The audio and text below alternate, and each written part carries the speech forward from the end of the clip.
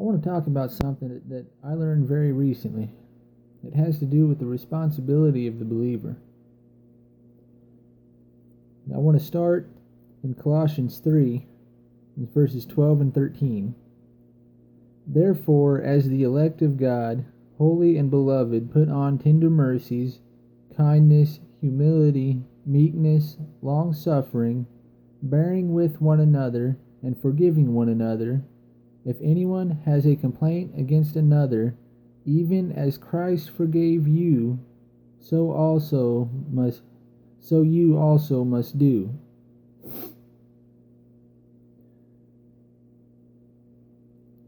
Just want to point this out. Therefore, as the elect of God, as the people God chose for himself, it is our responsibility to be holy. See, God has loved us from the beginning. That's people teach that all the time, but they don't teach that the believer must be holy. But if you ask how, we'll keep reading. Put on tender mercies, kindness, humility, meekness, longsuffering, bearing with one another, and forgiving one another. And forgiveness isn't always easy.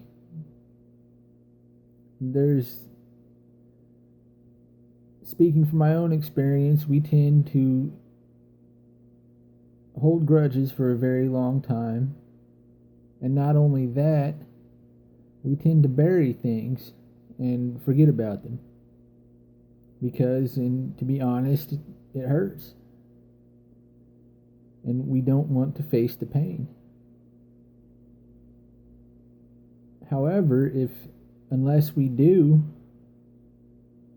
forgive people and face the pain of how they've hurt us, God won't forgive us and we're headed to hell. There's no other way to put it. And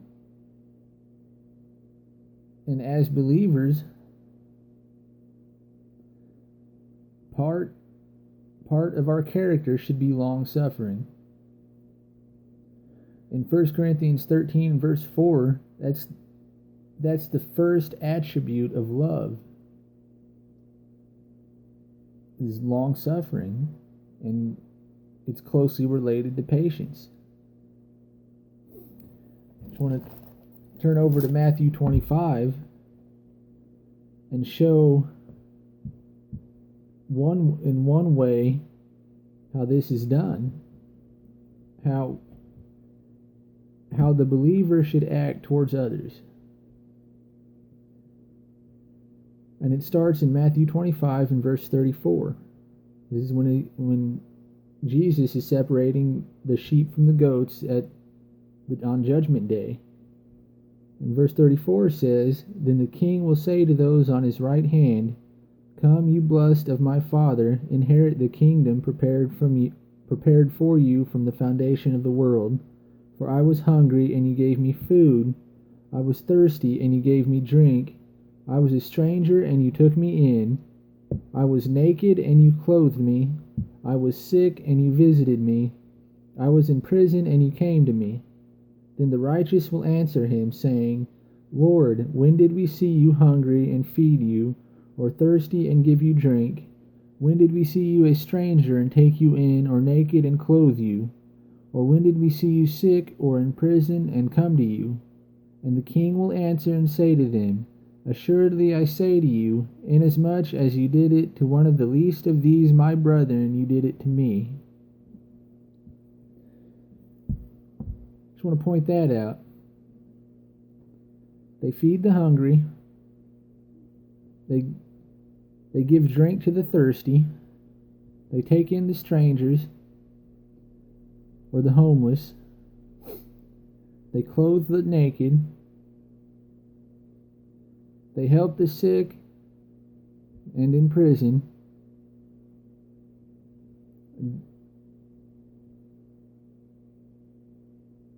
And there's brings us to the second point. The king says, "Assuredly I say to you, inasmuch as you did it to one of the least of these my brethren, you did it to me." Now there's my brethren. The king calls them his family. Or in some cases that can mean his children. If we look over to Acts 16, where Paul is teaching on the unknown God, it says that we are all the offspring of God.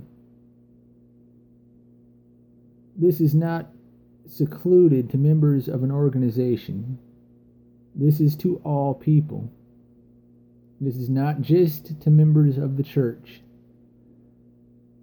In whatever town or city you live in, go to the poorest neighborhoods and help them. That's what this is saying.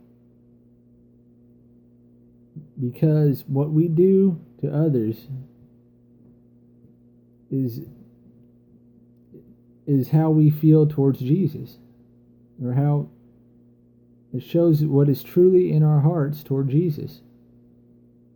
Because how can we say that we love God who we can't see and hate people who we do see?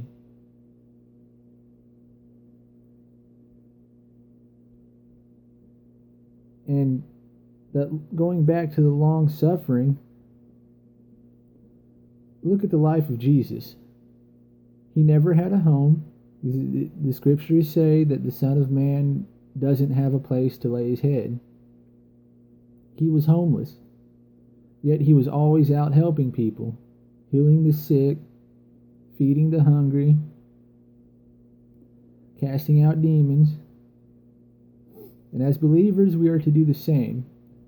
If we do not, then you're not Christian, because Christian means to be Christ-like. Moving on,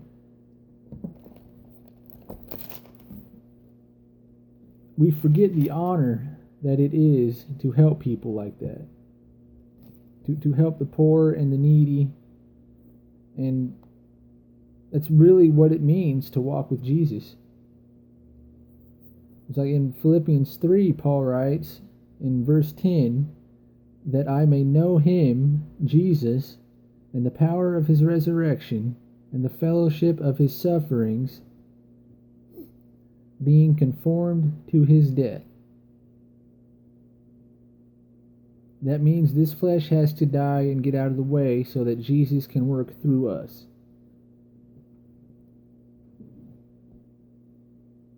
Just want to point that out. The first part of love is long suffering. And Paul says that I might know him and the fellowship of his sufferings.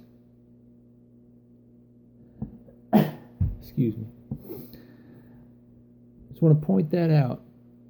Because all too often times that people just want to be comforted and take the good of God's love without the other side.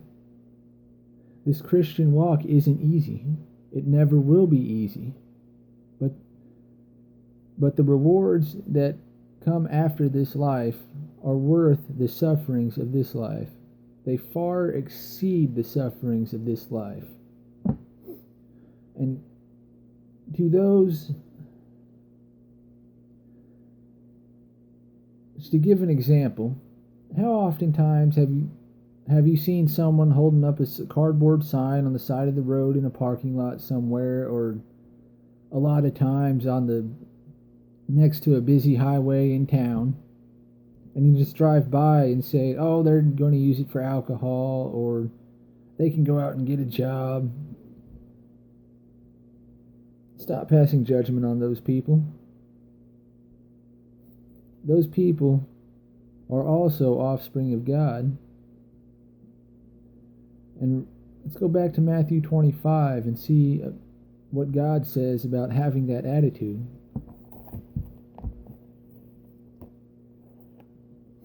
Start in verse 41 of Matthew 25. Then he will also say to those on the left hand, Depart from me, you cursed, into everlasting fire prepared for the devil and his angels. For I was hungry, and you gave me no food. I was thirsty, and you gave me no drink. Excuse me. I was a stranger, and you did not take me in, naked, and you did not clothe me, sick and in prison, and you did not visit me. Then they also will answer him, saying, Lord, when did we see you hungry, or thirsty, or a stranger, or naked, or sick, or in prison, and did not minister to you? Then he will answer them, saying, Assuredly I say to you, inasmuch as you did not do it to one of the least of these, you did not do it to me. And these will go away into everlasting punishment. So next time you drive by that person holding up the cardboard sign, or the homeless person trying to find food in a dumpster, and you don't feed them or clothe them or take them in, or at the very least pay for their one night stay in a motel room to help them get back on their feet. The next time you don't help these people, it's the same as driving by Jesus, leaving him digging through the dumpster. Keep that in mind. And it's people like this who pass by these people every day, especially in these low-income housing areas, who Jesus will say to them, Depart from me, you cursed, into everlasting fire prepared for the devil and his angels. If you continue to drive by these people like nothing is going on, that is what Jesus will say to you when you stand before him on Judgment Day. I just want to say that this applies to everybody, and until very recently, I was just like that, driving by these people. But